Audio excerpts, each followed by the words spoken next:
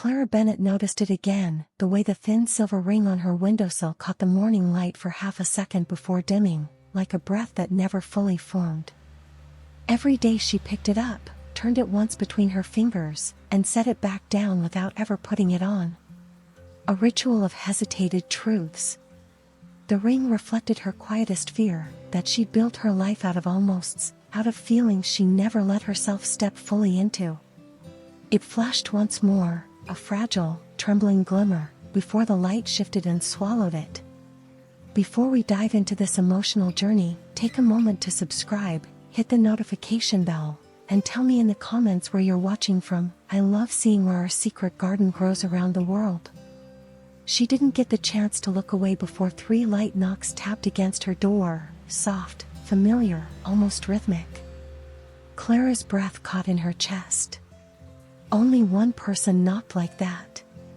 She opened the door and found Mel Hartman standing in the hallway, cheeks flushed from the cold, hair tied in a low, messy knot that somehow made her look even more effortlessly magnetic. Mel, 30 and unstoppably alive, stepped forward with a travel mug in hand. "I brought you the cinnamon latte you swear you don't love," she said, her voice that warm, husky softness Clara had never been immune to. Clara, 31, composed in ways she wished were natural instead of practiced, forced a small smile. "I don't swear that." "You definitely do," Mel teased, brushing past her and carrying with her a rush of cold air and something citrusy in her shampoo. Her shoulder grazed Clara's arm, too lightly to be intentional, yet Clara felt the touch ripple through her skin as if her body betrayed every truth she kept hidden. Mel wandered the apartment with the ease of someone who'd always belonged there. Her fingertips skimmed the bookshelf, pausing on a framed photo of the two of them at 13, arms linked, grins wide, a version of them frozen in time before life grew complicated. "You kept this," Mel said, her thumb tracing the edge of the frame. "Of course I did," Clara answered softly. A faint shift happened in the air then, small, but unmistakable. Mel's smile wasn't her usual confident one, it was smaller, gentler, almost vulnerable. Clara felt something inside her chest loosen, just slightly, like a knot pulling apart. Mel leaned against the counter, the morning light catching in her hazel eyes. "I missed you," she said with a simplicity that left no room to hide. Clara's throat tightened. "You were gone for 3 weeks. "That's long for me," Mel murmured, her voice dropping to something quieter, something that felt like it reached for Clara rather than the room. Clara looked away, pretending to fix the cuff of her sweater, but she felt Mel's gaze linger. Another microcrack formed, thin, delicate, undeniable. They ended up side by side on the couch, the narrow space between them charged with the warmth of shared breath. Whenever Mel shifted, the scent of cedar and something sweet drifted toward Clara, pulling her attention in ways she never admitted even to herself. Mel curled one leg beneath her, turning slightly toward Clara, and the soft sound of fabric brushing against fabric made Clara's pulse hitch. "You look different today," Mel said. "How?" "I don't know. Kind of quiet." "I'm always quiet," Clara whispered, though even she heard the hesitation in her voice. "Not with me," Mel replied, eyes steady, voice steady, something meaning more than the words themselves. Clara's breath caught. She had no defense for that. Mel must have sensed the tension because she leaned back a little, giving Clara just enough space to breathe, consent expressed through distance, not touch. That small kindness made Clara's chest ache. The moment she relaxed, Mel's wrist brushed Clara's knee as she reached for her coffee. A tiny touch, accidental, but time seemed to slow for a heartbeat. Their eyes met. Shared stillness. A silent question neither dared ask. Then Mel cleared her throat, pulling herself together. "Would you want to spend the day together?" she asked, voice hopeful but cautious. "Just us? Like before everything got messy?" Clara wanted to say yes without thinking, but she nodded instead, slow, measured, the gesture of someone trying to keep her heart from showing. "Yeah. We can." Mel's smile, relieved, bright, familiar, felt like sunlight breaking through clouded glass. The window rattled as a gust of wind pushed against it, shaking a single loose leaf caught on the frame. It tapped the glass in soft, uneven beats, an off-kilter rhythm, like something trying to get her attention. Clara stared at it for a moment too long, feeling its echo somewhere inside her. When she turned back, Mel was watching her. Not casually, intently. Like she was trying to decipher something Clara didn't know how to hide anymore. Clara tucked a strand of hair behind her ear, and Mel's gaze followed the movement with a slowness that warmed the space between them. Another micro-moment. Another almost. She stood abruptly. "Let me grab my coat." But she didn't move right away. She stayed there, fingers resting on the back of the couch, caught between wanting to step away and wanting Mel to pull her back. Mel said her name, not loud, not demanding, just soft enough to catch Clara's breath. "Clara." Clara turned halfway, catching Mel's reflection in the hallway mirror. Mel wasn't smiling. She wasn't teasing. She had a look in her eyes that felt like a question, a memory, and a possibility all tangled together. Their eyes met in the reflection. A long, lingering look. A beginning neither dared to claim yet. Clara's hand tightened around the coat. She didn't look away. Not yet. The late morning sun had warmed the city by the time Clara and Mel stepped outside, but a thin breeze still threaded between the buildings, carrying the smell of roasted nuts from the street cart on the corner.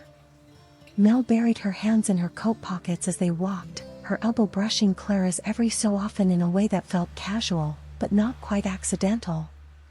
Clara kept stealing glances, not because she meant to, but because Mel had a way of moving through the world that drew the eye, shoulders relaxed, chin lifted, steps confident and slightly restless, like she was always on the edge of laughing or confessing something. "Your hair grew," Mel said suddenly, reaching out before she thought better of it. Her hand hovered just inches from Clara's shoulder, close enough that Clara felt a trail of warmth ghost across her skin. Clara's breath caught. "Yours got shorter." "Bad airport haircut," Mel said with a grin. "But I'm pretending it was a choice." Clara laughed, a soft sound that loosened the air around them. Mel looked at her for a beat too long, as if memorizing the way her lips curved when she wasn't overthinking it. They wandered toward the river, falling into a rhythm that belonged to them alone. Mel told stories about work trips that had gone sideways, wrong trains, lost hotel keys, a taxi driver who'd insisted she join him for karaoke. Clara listened with an openness she rarely gave anyone, her shoulders relaxing piece by piece. Every time she added a dry comment or a quiet joke, Mel nudged her playfully, delighted in a way that made Clara feel seen, not just noticed. At the waterfront, the wind picked up, tugging a loose strand of Clara's hair across her cheek. Mel reached without thinking, again, and this time her fingers brushed lightly against Clara's skin as she tucked the strand behind her ear. A small, intimate gesture. Too gentle to ignore. Too natural to dismiss. Clara swallowed. "You okay?" she asked, though her own voice had gone soft. Mel's hand lingered for a moment longer than it should have. "Yeah," she whispered, the word barely a breath. Then she pulled back, stuffing her hands in her pockets as if to keep them from betraying her further. They found a cafe nearby, one of those warm, dimly lit places that smelled like butter and cinnamon and old hardwood floors. The hostess seated them in a booth near the window, where sunlight filtered through dusty glass and painted golden rectangles across their table. Mel rested her chin on her hand, studying Clara with a smile that made the booth feel too small. "You're quieter today," she said. "But not that I hate everything quiet. More like," she tilted her head. "You're thinking about something you're not saying." Clara felt the truth of it like a nudge under her ribs. "I don't know what you mean." "You always know," Mel said, gently, not pressing but not backing away either. Their coffees arrived, Clara's latte swirling with steam, Mel's espresso dark and sharp. When Clara reached for her cup, Mel did the same, and their fingers grazed across the table. Neither moved away.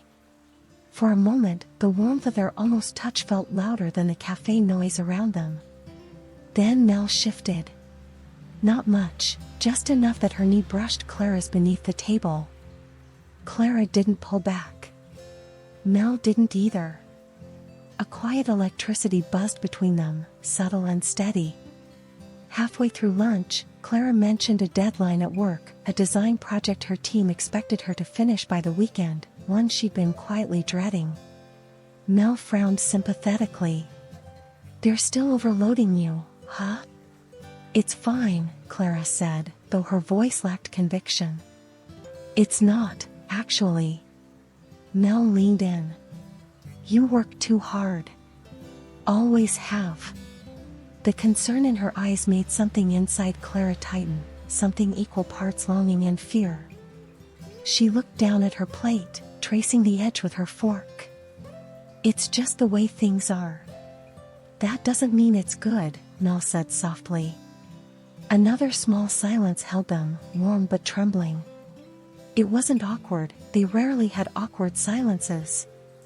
It was something else. Something suspended. After lunch, Mel suggested they walk through the art exhibit happening a few blocks away, a traveling installation filled with mirrors, lights, and interactive pieces. Clara hesitated. It was her kind of place, not Mel's. Or so she thought. Mel noticed the doubt instantly. "Hey," she said, brushing Clara's wrist with the back of her fingers. "If you want to go home, we can go home. I just want to be where you are today." Clara blinked, caught off guard by the softness in those words. "No. I'd like that." Inside the gallery, the lighting dimmed to a low amber glow. Warm shadows brushed their skin. Mel wandered slowly, hands clasped behind her back, studying each piece as if she were trying to see them through Clara's eyes. Clara found herself watching Mel more than the art, how her lips parted slightly when something impressed her, how her shoulders lifted when she was amused, how her fingers tapped lightly against her thigh when she was deep in thought. At one installation, a corridor lined with tall mirrors, Mel stepped beside Clara, so close their reflections nearly overlapped. The floor beneath them hummed faintly with a low electronic sound that made the space feel even more intimate. "Look," Mel said softly, pointing at the reflection. "Our shadows blend." Clara glanced at the mirrored image, their silhouettes touching before their bodies ever did. A quiet, dangerous shiver moved through her. "That's just the lights," Clara said weakly. Mel smiled at her, a slow, knowing smile. "Sure." They moved deeper into the corridor, and at one point Mel stopped to read a plaque. Clara turned slightly, nearly bumping into her. Mel reached out on instinct, steadying her with a hand at her waist, a light, brief touch, but intimate enough that Clara gasped softly. Mel froze. Clara froze. Their breaths mingled, close enough that Clara could feel the warmth of Mel's exhale on her cheek. And for a second, one suspended, breathless second, they stood there like two people about to cross the same invisible line. Mel's eyes flicked down to Clara's lips. Clara's hand curled slightly in the air between them. But the moment cracked when a couple walked past, laughing too loudly, breaking the spell. Mel stepped back, her hand slipping away reluctantly. Clara inhaled sharply, grounding herself. They finished the exhibit quietly, both pretending nothing had happened, though everything had. Outside, the sun had dipped lower, brushing the sky with faint pink streaks. Mel shoved her hands in her pockets again, bouncing slightly on her heels. "You still free tonight?" she asked, voice lighter but eyes not quite steady. Clara nodded. "Yeah." Mel hesitated, just enough to send Clara's pulse drifting higher. "Then maybe," she exhaled, almost smiling. "Maybe don't make any plans for tomorrow either." A soft promise. Not a request. Not an obligation. A maybe that felt like a door opening. Clara looked up at her, caught by the sincerity in Mel's voice. Tomorrow? Yeah, Mel whispered, brushing her knuckles lightly, barely, against Clara's hand. If you want. Clara didn't trust herself to speak. She only nodded, the gesture small but full, and Mel's answering smile made the entire evening tilt brighter. They walked side by side toward the subway, steps falling in the same rhythm. Close. Steady. Almost touching. Tomorrow. The word lingered between them like the beginning of something neither could fully name yet. The rain came earlier than anyone expected, thin at first, then sudden and heavy, blurring the city into soft streaks of gray and silver. Clara and Mel had been walking back from the subway when the clouds cracked open, sending them sprinting toward the nearest bit of shelter, a small bookstore tucked between a florist and an old music shop. Mel pushed the door open and ushered Clara inside, both of them laughing breathlessly as the bell chimed overhead. Warm air enveloped them, carrying the scent of old paper, pine shelves, and the faint sweetness of vanilla tea from a small reading counter.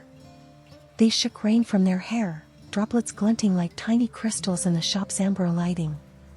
Clara brushed water from her sleeves while Mel pressed her palms against her jeans, trying to dry them, her laughter trailing off into a soft, warm hum. Well, Mel said, glancing around, looks like we're stuck. Clara exhaled, a quiet sound shaped by something that wasn't quite relief or discomfort, something in between. Could be worse. Mel raised a brow. Yeah. How? Clara looked at her for a beat too long. We could be outside. That made Mel smile, the kind that softened her entire face. True. The shop was small, the aisles narrow. Wooden shelves towered around them, close enough that their shoulders brushed whenever they passed each other.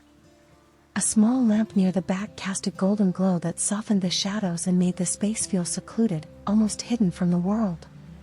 Outside, rain hit the windows in steady taps, a rhythm that seemed to slow the pace of everything inside.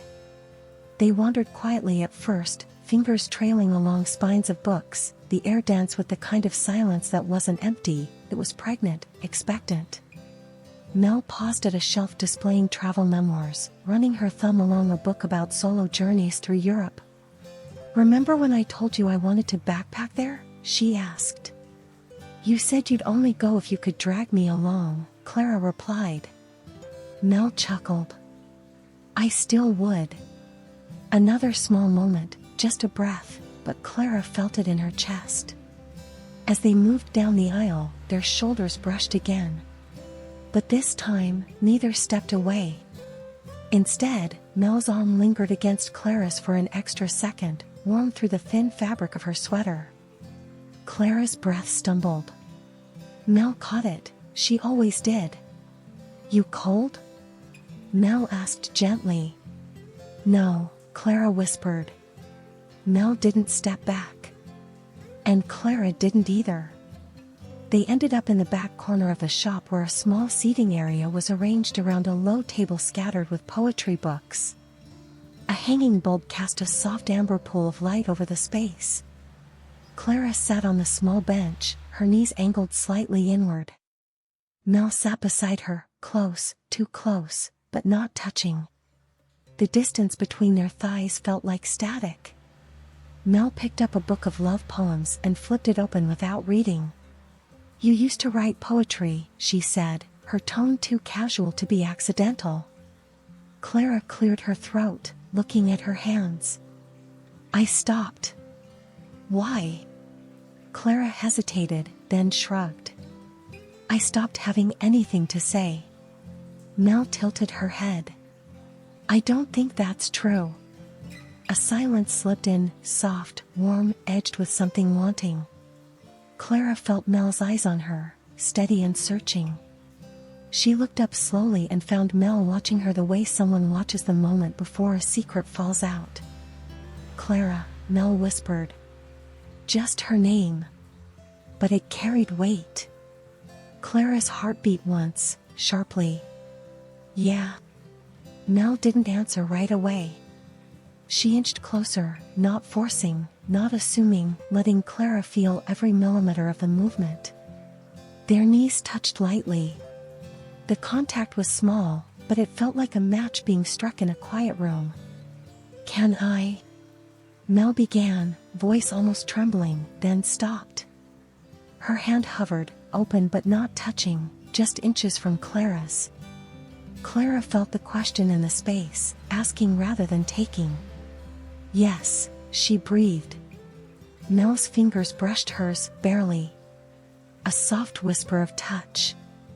Clara exhaled shakily, and Mel smiled, slow and warm, as if Clara had just handed her something precious. Outside, thunder rolled deep and distant, and the lights flickered once. The rain softened, then steadied. Inside, time thinned to a quiet thread. Mel leaned closer, her voice soft enough that Clara felt it more than heard it. Tell me if this isn't okay. It's okay, Clara whispered, her hand turning to meet Mel's, fingers threading shyly, like a confession made without words. That single gesture deepened everything. Mel's thumb brushed the side of Clara's hand, a slow, deliberate stroke that sent warmth up her arm. Clara looked up, and Mel was already looking back, eyes soft, mouth parted slightly, breath shifting between them in delicate waves. Clara's pulse climbed. Mel leaned in another inch. If you don't want me this close, tell me. Clara didn't move away. I don't want you far. The air tightened around them, sweet and thick. Mel's forehead dipped toward Clara's. Not touching, hovering. Breath mingling. 2 inches. 1. Clara's lips parted on instinct. Mel exhaled shakily, her hand trembling slightly where it held Clara's. I don't want to rush you. You're not. Clara's voice broke on the last word. Mel hesitated one last time, a final check, a final question. Clara nodded softly. Then Mel brushed her lips against Clara's in the faintest, most delicate kiss, barely there, almost fragile. A whisper of warmth. A trembling moment that felt like stepping over a threshold they'd both been circling for years. Clara inhaled sharply against Mel's mouth. Mel's breath caught.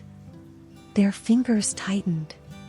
The kiss deepened only a fraction, still soft, still careful, still a question waiting for its answer. Mel pulled back slowly, her lips lingering close enough that Clara could feel the warmth of them even after they parted. The aftershock hit immediately. Clara's chest tightened. Mel's hand loosened as if afraid she'd done too much. Clara's eyes darted away, then back, then down. Her breathing came unevenly, and Mel noticed, of course she noticed. Hey, Mel whispered, touching Clara's cheek with the back of her fingers. Was that okay? Clara nodded, but she didn't speak, not because she didn't want to, but because she couldn't find the right words. The moment felt too big for her body. Too much warmth. Too much want. Too much everything she'd kept quiet for too long. Mel pulled back half an inch, giving space, not distance, but it felt like something inside Clara recoiled. Not from Mel. From herself. The fear that came after wanting. Clara stood abruptly. I just need a second. The words spilled too fast, too shaky. Mel rose too, but slowly. Okay. Take your time. Clara stepped away, pressing a hand to the bookshelf to steady herself. She didn't cry. She didn't panic. She just breathed, hard and uneven, trying to make room in her chest for the truth that had just broken open. When she finally looked back, Mel stood near the bench, hands in her pockets, shoulders slightly tense, worry flickering across her face. Clara, she said softly, we can talk about it later, or tomorrow, or whenever you want. Clara nodded, still struggling to speak. Tomorrow, she whispered. Maybe tomorrow. Mel offered a small, hopeful smile, gentle, patient. Then tomorrow. The rain finally eased outside, leaving the windows streaked and glistening. Clara's heart thundered with every step as she walked past Mel toward the door. Mel followed, not trying to touch her again, not pushing, just close enough that Clara could feel her presence. They stepped back into the world quietly, both changed, both trembling. Tomorrow hung between them, heavy, uncertain, and impossibly full. The next morning arrived pale and muted, the kind of gray Boston light that made everything look softer and somehow more uncertain. Clara sat on the edge of her bed, elbows resting on her knees, staring at the thin silver ring on her windowsill. The same ring from her half-formed ritual. But today, the light struck it differently, less like a quiet glimmer and more like a question she had no idea how to answer. The kiss hovered in her mind the way fog clings to a shoreline, gentle, inevitable, blurring everything she thought she understood about herself. She reached for the ring out of habit, but her fingers stopped just short of touching it. A breath hitched in her throat. She pulled her hand back. Not today. Her skin felt too tender, her heart too loud. Her phone buzzed. "Mel, are you awake?" Clara stared at the screen, thumb hovering, the same way her hand had hovered above the ring. The message pulsed with possibility and danger, both dangerous in their own ways. Her chest tightened. She typed yes, deleted it, typed I am, deleted it again, then finally sent nothing at all. She placed the phone face down and pressed her palms over her eyes. She had wanted that kiss. More than she dared to admit. But wanting it made her feel exposed, as if the ground beneath her had thinned. And now, everything inside her trembled with the aftermath. A soft knock sounded at her door, quiet, careful, familiar. 3 gentle taps. The ones that always meant Mel. Clara hesitated before she opened the door. Mel stood there, hair slightly damp from the mist outside, eyes bright but uncertain, hands shoved deep into her coat pockets to hide their shaking. "I wasn't sure if you'd want to see me," she said, her voice barely above a whisper. Clara stepped aside in silence. Mel entered with a breath that seemed to steady her, but only barely.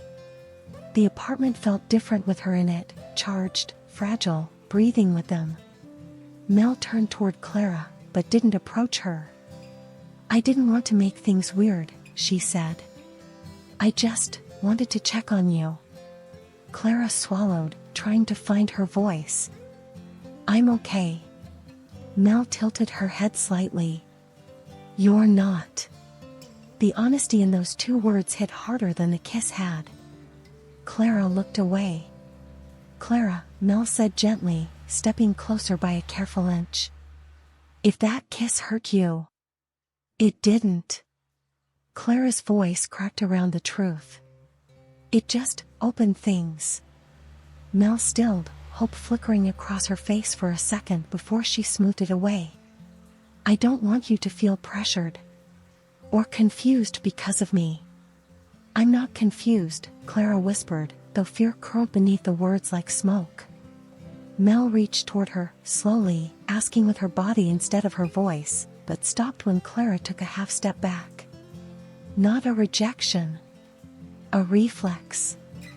"Okay," Mel murmured, lowering her hand but not retreating completely. "Talk to me. Please." Clara wrapped her arms around herself, the room suddenly too warm. "I've spent my whole life trying not to feel anything too deeply." "You've always felt deeply," Mel said softly. "You just hide it." Their eyes met then, a long-held silence stretching between them. Clara looked away first. Mel's expression softened with an ache she didn't hide. "Last night, you kissed me back." Clara's breath trembled. "I know." "And it meant something," Mel added quietly, but not as a question. "Yes," Clara whispered. "It did." Mel exhaled a shaky breath, like she'd been holding it since the night before. She stepped closer until the distance between them felt like something delicate, something that could break with a single wrong word. "But?" Mel asked. Clara turned toward the window. The silver ring sat on the sill, catching a muted strip of gray light. She stared at it, at its smallness, its significance, its quiet accusation. "I'm scared," she said finally. "I don't know how to be this with anyone. Not even with myself." Mel followed her gaze. "That ring." Clara stiffened. "You've done this since we were kids," Mel said softly. "You touch something that matters to you but never quite pick it up." Clara swallowed hard. "It's just a ring." "It's not," Mel said. "It's your almost truth. The one you never say out loud." Clara felt her throat tighten painfully. Mel's words felt like fingertips tracing the parts of her she'd always kept hidden. When Clara didn't respond, Mel continued, voice quieter. "I'm not asking you for anything. Not a relationship, not a label, not a promise. Just honesty. With me. With yourself." Clara turned to face her. "Honesty scares me." "Yeah," Mel murmured. "Me too." Their faces were inches apart now, breaths mingling. Mel's hand hovered near Clara's arm, close enough for warmth, far enough for respect. Clara's voice dropped. "What if this ruins everything?" Mel's eyes softened, her breath brushing Clara's cheek. "What if it doesn't?"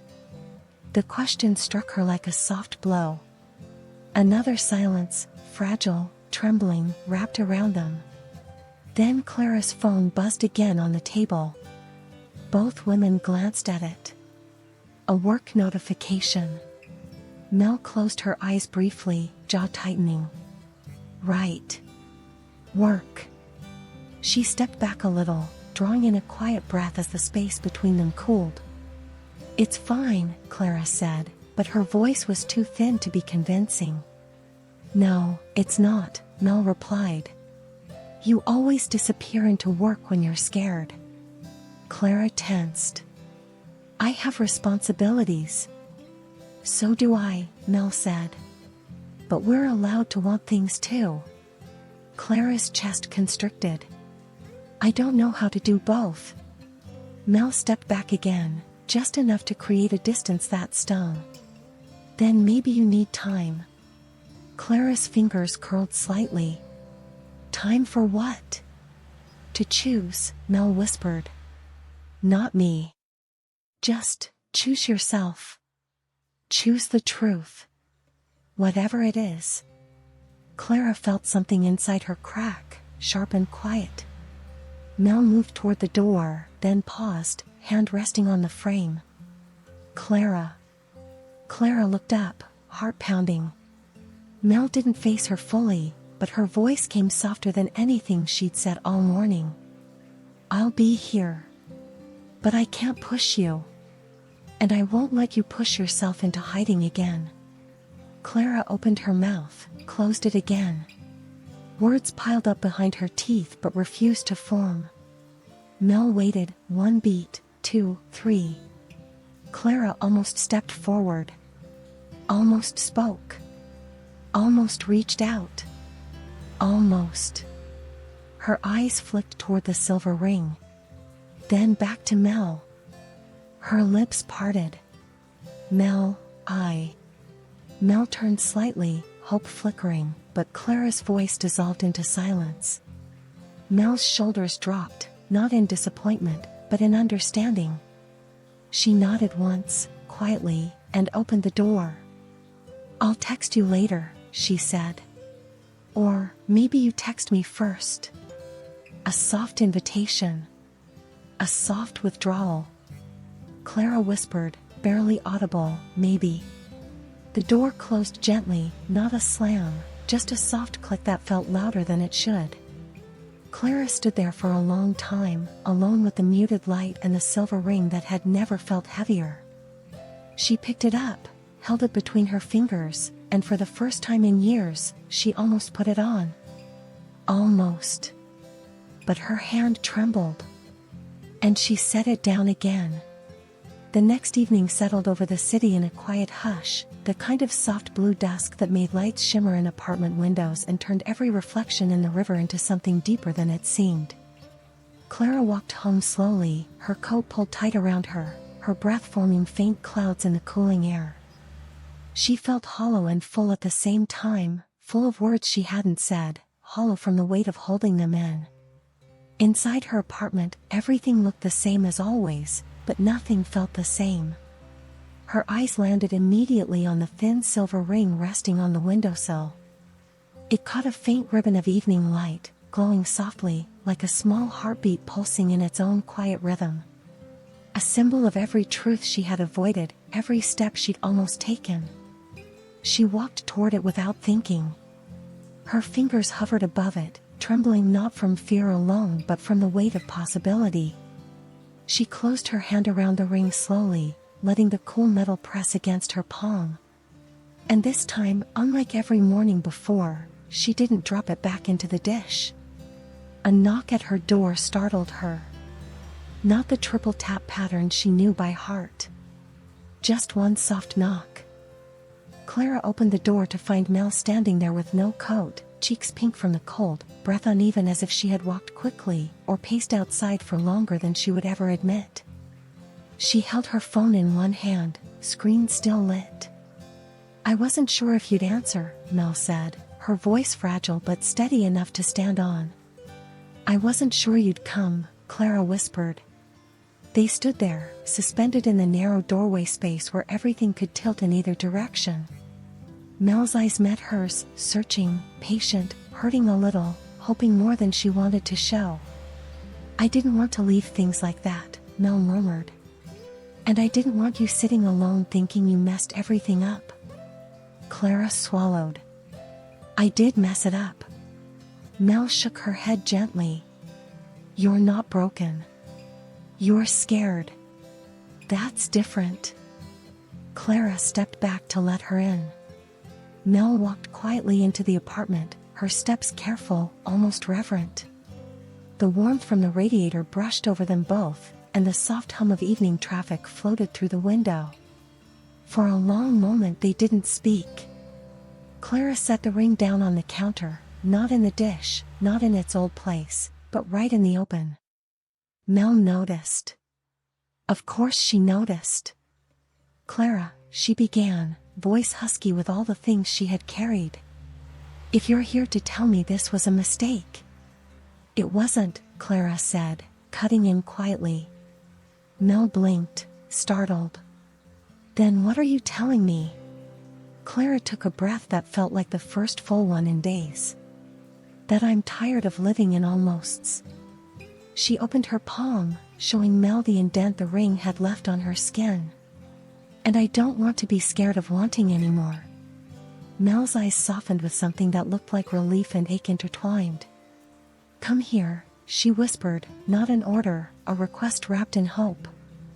Clara stepped closer. Mel reached out, her hand hovering just beside Clara's cheek, waiting. Clara leaned in first, letting Mel's fingertips graze her skin. A feather-light touch, warm and careful. Mel's thumb brushed her jaw, tracing a line that felt like an apology and a promise all at once. "I thought I pushed you too far," Mel murmured.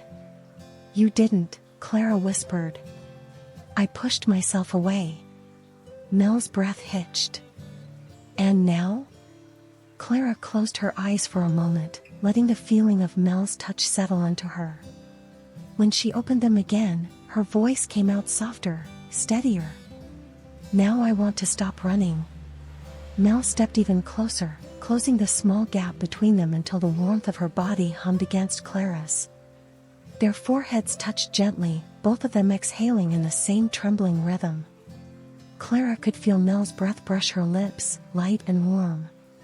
"Can I kiss you?" Mel asked, voice barely a breath. Clara nodded, slow, certain. The kiss was gentle, almost weightless at first, like they were relearning the shape of something they'd always carried inside them. Mel's hands held Clara's waist lightly, her touch cautious, reverent, full of unspoken questions that Clara answered with a soft inhale and the faint press of her lips against Mel's. When they parted, they stayed close, breathing the same air. Clara felt something unwrap inside her, fear loosening its grip, truth settling into its rightful place. Mel kept her forehead against Clara's. "You feel different," she whispered. "I am," Clara said. "Or maybe I'm finally not pretending." Mel let out a quiet, trembling laugh, relief running through it like light. "Please don't pretend with me. Not ever." They stayed there, wrapped in soft silence, as if moving too fast might break the moment. Eventually Mel tilted her head slightly, studying Clara's face. "What happens now?" Clara looked toward the window, toward the ring resting openly on the counter. It caught the warm lamplight now, glowing steady, no longer a symbol of almost. A symbol of choice. She looked back at Mel with quiet certainty. "We figure it out. Slowly. Gently. And together." Mel smiled, a soft, disbelieving smile. "Together," she echoed. Clara reached for Mel's hand, threading their fingers. This time, her hand didn't tremble. Later, when Mel rested her head on Clara's shoulder on the couch, no rush, no urgency, just presence, Clara realized something she had never let herself admit before: loving Mel wasn't a new discovery. It was a homecoming. The night wound down softly. At the door, Mel paused, brushing her thumb across the back of Clara's hand. "Call me tomorrow?" she asked. Clara leaned forward, pressing one more gentle kiss to Mel's cheek. "I will." Mel hesitated, then whispered, almost shyly, "Good night, Clara." "Good night," Clara said, her voice warm enough to reshape the air between them. When the door closed, Clara returned to the window. The ring waited there in the gentle glow of the lamp. She picked it up and slipped it onto her finger, not as a promise to anyone else, but as a quiet vow to herself. A mirror of the opening scene, no longer almost, no longer fear. A beginning instead of an avoidance. She stood there for a long moment, letting the transformation settle into her bones. Sometimes courage is just choosing the truth you've avoided the longest. Sometimes love is finally letting yourself arrive. What truth would you choose if you stopped living in almosts? If this story touched your heart, share your truth in the comments. And if this journey stayed with you, please consider subscribing to Secret Garden Stories, leaving a comment, and sharing it with friends, forums, and social media. Your support helps this channel grow and build a world with more love and less prejudice. Tulip. Thank you for being here.